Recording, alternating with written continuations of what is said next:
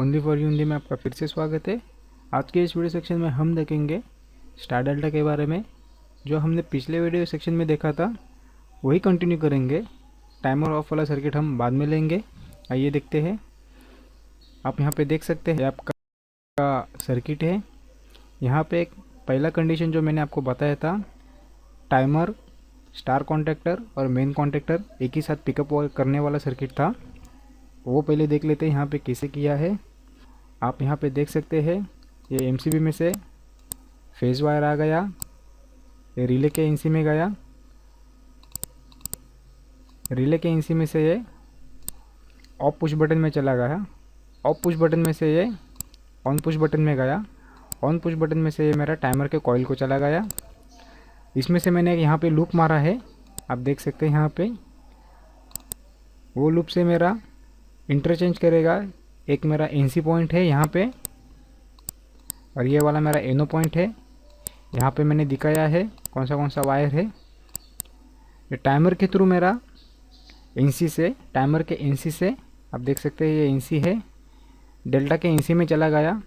ये जो डेल्टा का एनसी का ब्लॉक है ये यहाँ पे होएगा, इस जगह ये ब्लॉक यहाँ पे होगा।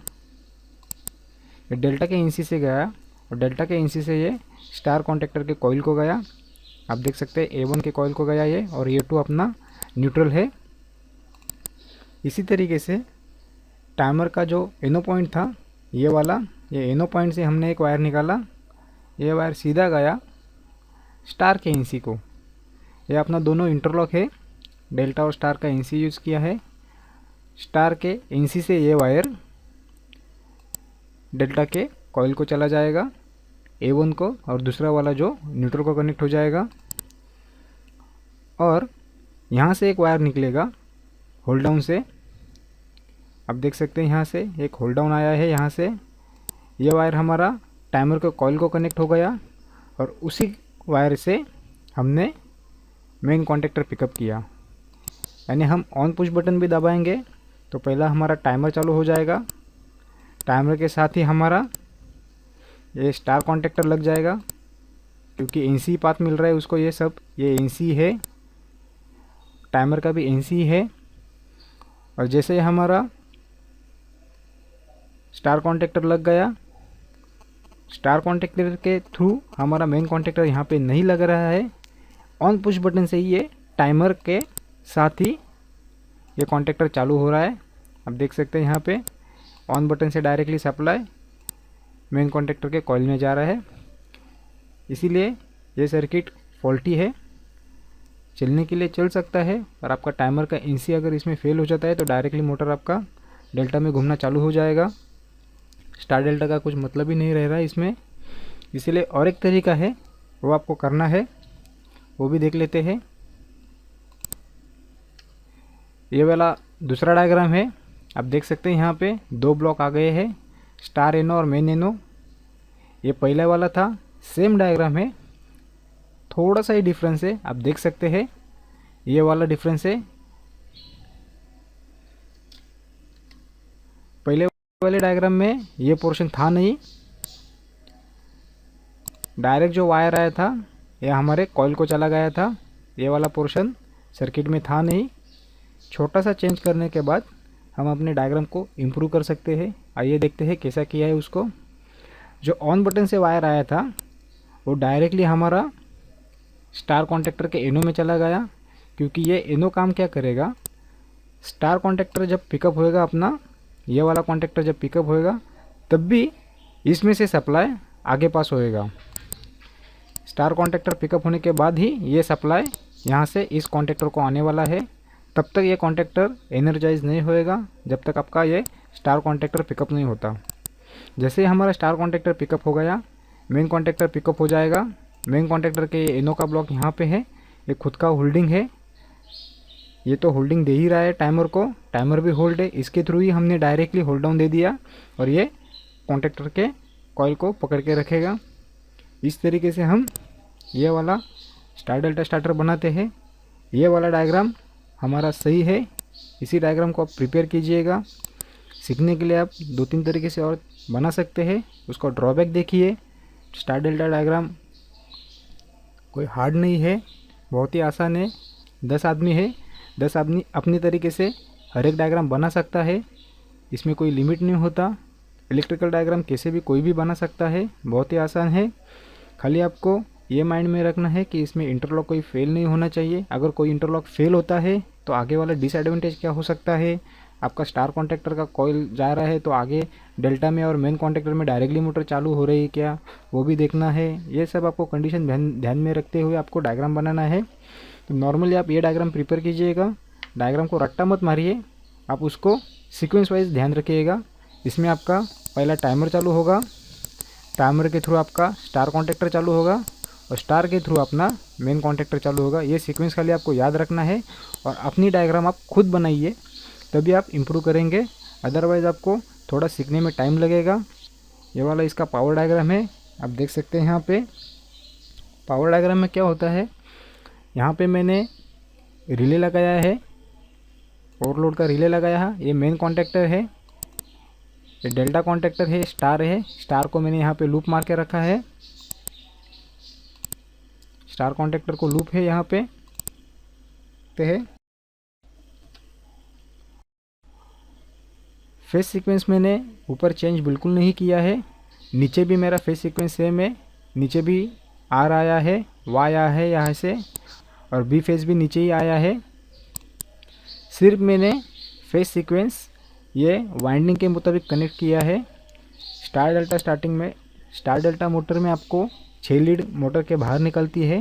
आपको पहले ये फाइंड आउट करना है कि उसका U1 U2 कौन सा है, V1 V2 कौन सा है और W1 W2 कौन सा है। ये वाला वाइंडिंग हमको पहले आपको मल्टीमीटर से या कंटिन्यूटी टेस्टर से चेक करना है। ये फाइंड आउट हो गया, उसको मार्किंग करके रखिए आप कि कौन सा वाइंडिंग क्या क्या है। समझ लो ये आपका सीक्वेंस वाइज U1 U2, ये वाला U1 U2 है, V1 V2 है और ये W1 W2 है। तो एक वाइंडिंग को, यानी आपकी ये जो वाइंडिंग है, एक वाइंडिंग U1 और U2, इसको 2 फेज़ लगनी चाहिए। डेल्टा कनेक्शन में आपके एक वाइंडिंग को 2 फेज़ लगते हैं। आप यहाँ पे देख सकते हैं, यहाँ पे एक ब्लू फेज़ लग गया है और ये रेड फेज़ लग गया है। ये दूसरा वाला जो वाइंडिंग है, यहाँ पे वाई फेज़ लग गया है और ये ब्लू फेज़ लग गया है। और थर्ड वन जो है आपका, वहाँ पे रेड फेज़ लग गया है और येलो फेज़ लग गया है। ये सीक्वेंस आपको ध्यान रखना है। डेल्टा कनेक्शन में हमेशा एक वाइंडिंग को 2 फेज़ लगते हैं। दूसरी एक बात होती है कि आपको एक कलर सीक्वेंस, आपके पास जो 6 वायर आए हैं, 6 वायर जो आपके ये मेन कॉन्टैक्टर के 3 वायर है और डेल्टा और स्टार के जो आए हैं ये 3 वायर, ऐसा टोटल 6 वायर्स आपके पास है और आपको पता नहीं उसका कलर कोडिंग क्या है। सब ब्लैक्स वायर है, डस्ट में या किधर भी वो काम कर रहे हैं आप। स्टील प्लांट में मैक्सिमम में आपको देखने को मिलता है कि वायर का कलर कोडिंग पता नहीं चलता। तो उस कंडीशन में आप कैसा फाइंड आउट करेंगे कि आपका फेस सीक्वेंस का वायर कौन सा है और डेल्टा का स्टार का वायर कौन सा है। आप मल्टीमीटर से भी चेक कर सकते हैं, नहीं तो आसान तरीका है, ये तीनों वायर आपको अलग अलग रखने हैं और ये 3 वायर आपको अलग अलग रखने हैं। जैसे हमने सप्लाई चालू करना है, टाइमर का सेटिंग थोड़ा बढ़ा दीजिए। सप्लाई चालू करने के बाद आपको इन 3 वायर को या 3 वायर को कहीं पे तो आपको 3 फेज़ में सप्लाई आएगा। स्टार कॉन्टैक्टर के पहले ही आपको वो देखना है कि जिसको सप्लाई आएगा वो आपका मेन कॉन्टैक्टर रहेगा, जिसको सप्लाई नहीं है वो आपका स्टार कॉन्टैक्टर है। टाइमर चेंज होने के बाद उसको भी सप्लाई आएगा। तो आपका पहला ये फाइंड आउट हो गया कि आपका फेज़ वाला वायर कौन सा है मेन कॉन्टैक्टर का। ये ट्रेस करने के बाद उसको एक टेप मार के रखिए, कोई भी कलर कोडिंग एक टेप मार के रखिए। और अभी 3 केबल मेन कॉन्टैक्टर का और 3 केबल स्टार और डेल्टा कॉन्टैक्टर का आपके पास है और तीनों का कलर ब्लैक है। तो इस कंडीशन में आप फाइंड आउट कैसे करेंगे कि आपको मोटर का कनेक्शन कैसा करना है। ब्लाइंडली आप कर सकते हैं, बहुत ही आसान है। आपको एक सीरीज लैम्प चाहिए। सीरीज लैम्प मीन्स आपके पास ये एक लैम्प है और ये एक लैम्प है, जिससे आप 440 चेक कर सकते हैं। ये 2 लैम्प आपको सीरीज में चाहिए, लैम्प 1 लैम्प 2, जिससे आप 440 वोल्टेज चेक करते हैं। तो उस लैम्प को लेके आपको तीनों पास आपके 3 ब्लैक वायर्स है आपके पास ये वाले।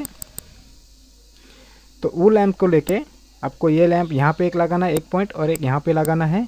अगर वो ग्लो हो रहा है तो वो अलग अलग फेज़ है, अगर वो ग्लो नहीं हो रहा है तो वो एक ही फेज़ है। पर इस कंडीशन में आने से पहले आपका मेन और डेल्टा पिकअप चाहिए। तो पहले ये फाइंड आउट कर लीजिएगा कि कौन सा वायर ग्लो नहीं हो रहा है तो वो एक ही फेज़ है, उसको टेपिंग कर दीजिएगा। जैसे आपने टेपिंग कर दिया, आप कनेक्शन कर सकते हैं, आपको फेज सीक्वेंस पता चल जाएगा, आर कौन सा है, वाई कौन सा है, बी कौन सा है। समझ लो यहाँ पे आर का कनेक्शन कर दिया तो उसके अपोजिट आपको वाई का कनेक्शन करना है। यहाँ पे आपको वाई का कनेक्शन कर दिया, उसके अपोजिट आपको बी का कनेक्शन करना है। और यहाँ पे बी का कनेक्शन कर दिया, उसके अपोजिट आपको रेड का कनेक्शन करना है। फेज सीक्वेंस आपको फाइंड आउट हो गया। बहुत ही आसान हो जाता है डायग्राम, इसमें कंफ्यूज होने वाली कोई बात नहीं है। और एक कंडीशन होती है कि आपने कनेक्शन तो कर दिया, सक्सेसफुली हो गया, पर मोटर आपकी दूसरी डायरेक्शन में घूम रही है, सही डायरेक्शन में नहीं घूम रही है, तो आपको फेज सीक्वेंस चेंज करना है। तो वो भी फेज सीक्वेंस कैसे चेंज करते हैं, आपकी जो इंडक्शन मोटर रहती है डायरेक्टली डेल्टा मोटर, उसमें क्या होता है, खाली एक फेज चेंज करेंगे तो उसका डायरेक्शन चेंज होता है। यहाँ पे भी वैसा होता है, पर आपको ये लाइन वाला जो है, ये लाइन वाला फेज सीक्वेंस आपको चेंज करना पड़ेगा। कोई भी एक फेज इंटरचेंज करेंगे, आपका ये प्रॉब्लम सॉल्व हो जाएगा। और एक दूसरी बात होती है, दूसरा तरीका क्या होता है, मोटर के टर्मिनल के पास आपको फेज सीक्वेंस चेंज करना पड़ेगा, पर वहाँ पे आपको U1 V1 और U2 V2 इन दोनों के बीच में आपको फेज सीक्वेंस चेंज करना पड़ेगा। आप यहाँ पे देख सकते हैं, यहाँ पे एक सैंपल बताता हूँ मैं आपको। अगर आप मोटर टर्मिनल के पास है, इस जगह पे मोटर के पास, तो आपका U1 और V1 का वायर इंटरचेंज करना पड़ेगा। एक यहाँ पे लगाना पड़ेगा, इसका यहाँ पे लगाना पड़ेगा, और U2 और V2 का वायर एक दूसरे के साथ इंटरचेंज करना पड़ेगा। तो इसमें क्या होएगा, अब जैसे आप सीक्वेंस चेंज करेंगे तो आपका पहले Y आएगा, बाद में B आएगा और फिर R आएगा, और इस जगह पहले आपका B आएगा, उसके बाद R आएगा और फिर Y आएगा। आप देख सकते हैं यहाँ पे कोई भी वाइंडिंग को दो ही फेज़ मिल रहे हैं, यहाँ पे किसी को भी एक ही फेज़ नहीं मिल रहा है। ये सीक्वेंस आपको ध्यान में रखना है, बहुत ही आसान तरीका है। अगर आपको ये वाला वीडियो पसंद आए तो उसे लाइक और शेयर ज़रूर कीजिएगा, सब्सक्राइब बटन पर क्लिक करना ना भूलिएगा, क्योंकि इससे मुझे बहुत सारा सपोर्ट मिलेगा और आपको भी मेरे लेटेस्ट अपडेट आते रहेंगे। ये चैनल सिर्फ इलेक्ट्रिकल के बारे में नहीं है, इसमें आपको computer hard disk repairing, laptop repairing, keyboard repairing जितने भी है, आप कंप्यूटर के अंदर एक एम्पलीफायर का सर्किट छोटा लगा सकते हैं। ये बहुत सारे वीडियोस में अगले सेक्शन में डालने वाला हूँ, देखते रहिए, सीखते रहिए। वीडियो देखने के लिए आपका बहुत बहुत शुक्रिया।